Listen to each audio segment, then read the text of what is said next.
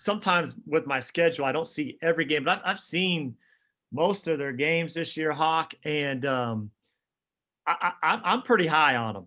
I'm pretty high on them. I think they've got a good team. I think they played, a tremendous schedule. I don't know what their strength of schedule is. I didn't look that up before we talked, but I imagine it's got to be, top 10, top 15 in the country. So with the schedule they played, I think the results, as KU fans, we get so spoiled and our expectations every year are elite.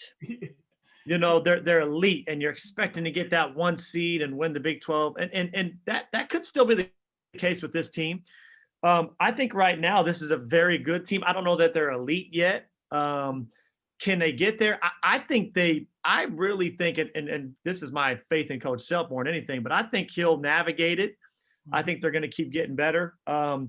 And I think this team's best days are ahead of them. I thought, I know we'll get into more. I watched the Oklahoma State game the other night. Didn't play great, but a lot of that was when you're Kansas, you get everybody's best shot. Yeah. Like I've watched Oklahoma State play. And no offense to Oklahoma State, I like their coaching staff. They're doing a good job. But I saw them in some games before they played Kansas. They didn't look anything like that.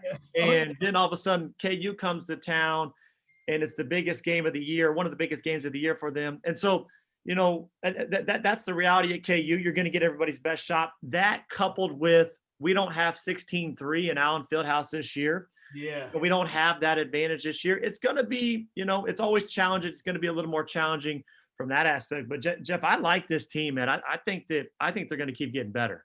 Yeah, and I agree. And you kind of jump forward a little bit to my next question, which talks about the home court advantage with 16,000.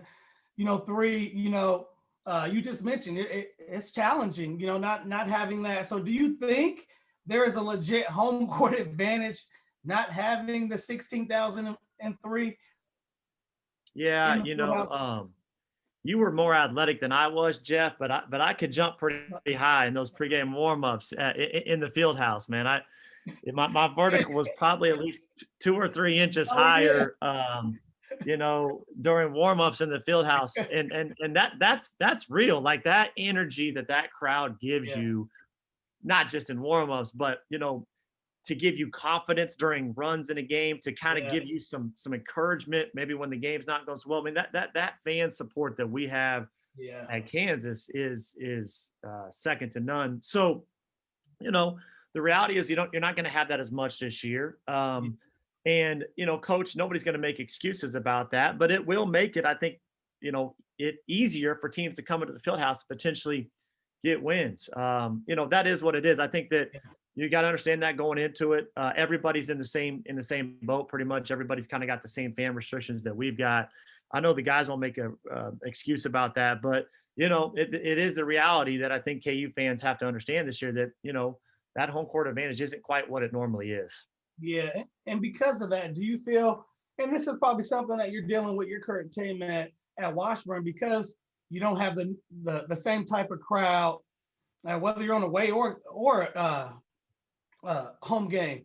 You have to kind of like, how do you find that energy? Is it within the team? The bench has to have energy. Like, even as a coach, what are you preaching, and what do you think Coach Self is preaching? Because you've been under Coach Self in these type of situations. Yeah. This is a year, Hawk, when you hope that you've got naturally competitive guys that don't necessarily rely on outside influences to get themselves going. I mean, we played with some competitive guys. Aaron Miles was as competitive, Kirk Heinrich was competitive. Nick Collins was competitive. Drew Gooden was competitive.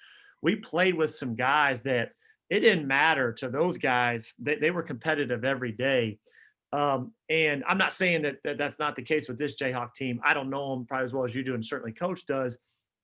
But this is a year, Hawk, when if you don't have that natural fire inside of you, you're not going to get it as much from those outside influences. So that's part of it.